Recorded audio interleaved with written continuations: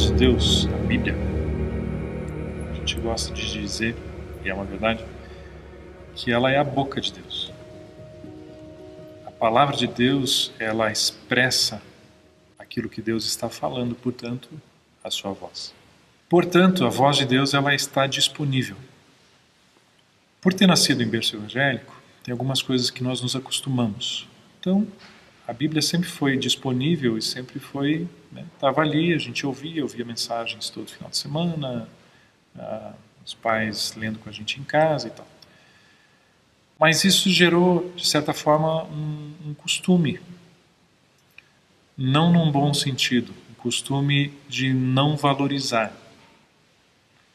Ler alguns versículos que eu já li tantas vezes, então eles já não penetram mais, já não parece que não existe mais uma informação ali relevante ou nova.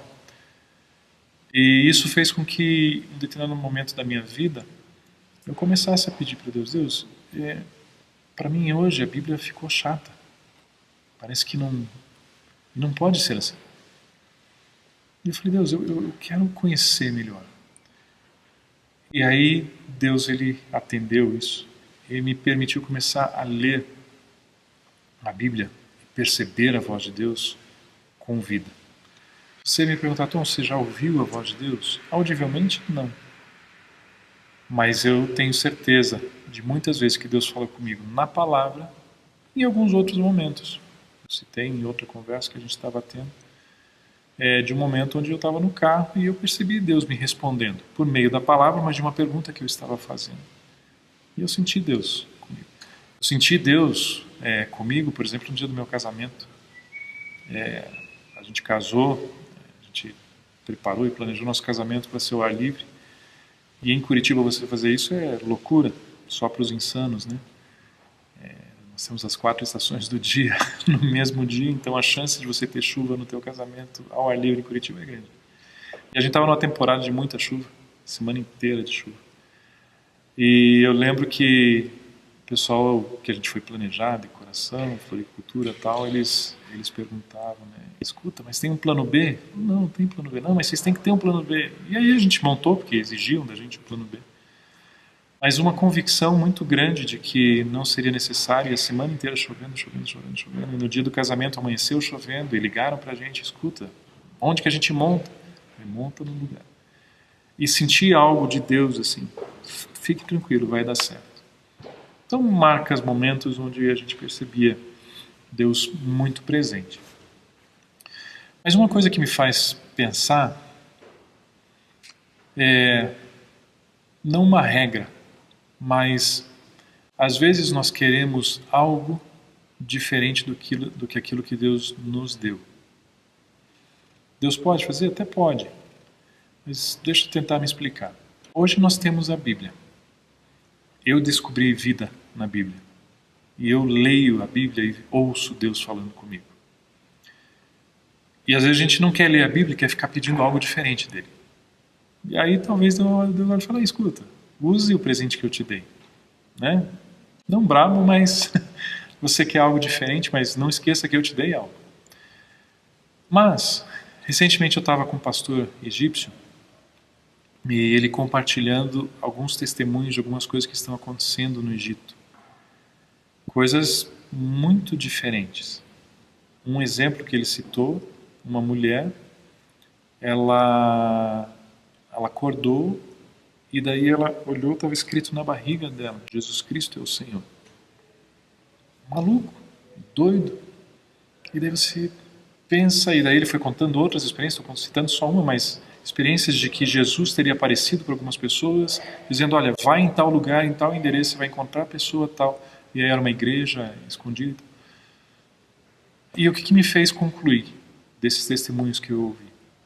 Por que Deus se manifesta de uma forma tão diferente, tão clara lá, e de repente parece que um pouco menos evidente aqui? Porque as pessoas lá não têm o acesso que nós temos. As pessoas lá, se não tiver uma intervenção dessa forma, talvez ela nunca ouça falar a respeito de Deus. Aqui nós temos, eu sou, você é, a pessoa que está nos ouvindo é um instrumento da voz de Deus para outras pessoas. E de repente Deus está dizendo, faça você a sua parte, por que você está querendo que eu faça aquilo que você devia fazer? Né? E aí você vê Deus se manifestar nesses lugares de uma forma que você fala, Deus, por que você não faz isso aqui? De repente, lá se ouve Deus audivelmente, e aqui é mais difícil isso. Talvez isso explique um pouquinho, né? Não que Deus não possa. Converso com pessoas que dizem, eu ouvi um dia a voz de Deus, eu tenho certeza que Ele falou audivelmente. Tá? Amém, tudo bem, pode ser, por que não? Na Bíblia a gente vê alguns momentos onde Deus fez isso. O ponto que eu estimularia as pessoas a não ficarem frustradas de repente não ter ouvido é saber, a voz de Deus ela está disponível. Ela está disponível na sua palavra. Vá à palavra, Deus já te deu a palavra. E talvez faça aquilo que eu fiz. Deus, me ajuda a perceber vida na palavra. Sabe, hoje algo que me apaixona são as histórias dos evangelhos. De repente você pega uma história como aqui, os 4 homens ali, levaram o paralítico na presença de Jesus. Hoje eu consigo mergulhar naquela história e perceber tantas informações que antes eu li uma história e só via. O paralítico foi colocado na frente de Jesus e foi curado. Mas quando você lê um pouquinho mais a história, por exemplo, tem coisas escondidas, informações escondidas ali. O texto diz que Jesus, voltando outra vez para Cafarnaum, soube-se que ele estava em casa. E aí uma grande multidão se juntou na casa, a ponto que não cabia gente nem junto à porta e tal. Você deve lembrar dessa história. Uma expressão, soube-se que ele estava em casa. Quando se fala, fulano de tal está em casa, onde está fulano de tal? Ele está em casa. Ele está onde? Está na casa de alguém ou está na casa dele? Está na casa dele. Se você pesquisar um pouco, você vai ver que Jesus nasceu em Belém, ele foi levado para o Egito, depois voltou, foi criado em Nazaré. Só que Jesus se mudou para Cafarnaum na época do ministério dele. E Jesus, então, ele tinha uma casa em Cafarnaum. E Jesus, volta e meia, voltava para Cafarnaum. Ele viajava, ficava uma semana, 2, 3 longe, depois ele voltava para casa. A vida dele era essa vida itinerante, né, de viagens. Mas ele tinha um QG, ele tinha um lugar de descanso, um lugar de repouso, que era em Cafarnaum, que era nesta casa. E souberam que ele estava em casa. E aí tem muita coisa. Quando Jesus chega em casa, depois de dias, semanas de viagem, se fosse eu, você viajando, gastando sandália, sola de sandália, né, não de carro, não confortavelmente, viajando de barco e tal. Você chegou em casa, a primeira coisa que você vai fazer é tomar um banho, é colocar um roupão, é sentar na poltrona do papai, é descansar, deitar um pouco.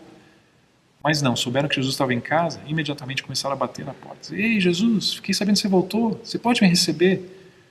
E aí o fato de encher a casa de Jesus de pessoas demonstra que Jesus tinha braços abertos, receptivo. Ele não desprezava ninguém, não rejeitava ninguém. O fato desses 4 homens chegarem na casa, não ter espaço para entrar e terem a liberdade de subir no telhado da casa de Jesus, fazer um buraco, um rombo na casa de Jesus, fazer um prejuízo na casa de Jesus, demonstra que as pessoas conheciam um Jesus que ele não repreendia, mas que ele aceitava. Que conheciam um Jesus que se importava mais com pessoas que com coisas. Que Jesus, ele não olhou para aqueles homens repreendendo pelo fato de eles fazerem um prejuízo na casa dele. Pelo contrário, ele se admirou da fé deles. Então são informações que têm vida, que estão ali na palavra, que é Deus falando, é a voz de Deus revelando quem Ele é. E aí quando você descobre isso, você se sente abraçado pela palavra, pela voz dele. E você descobre que você é amado, você descobre que Ele nunca vai rejeitar você. Descobre que uma coisa que Ele quer observar em você é fé. E quando Ele encontrar fé em você, tudo acontece na tua vida. Então a voz de Deus, ela pode ser audível? Pode. Mas eu quero ouvir a voz dele por um capricho meu ou porque essa é a vontade dele? Eu quero que a vontade dele seja feita e se ele quer falar audivelmente comigo, isso vai me alegrar? Ou é uma birra minha?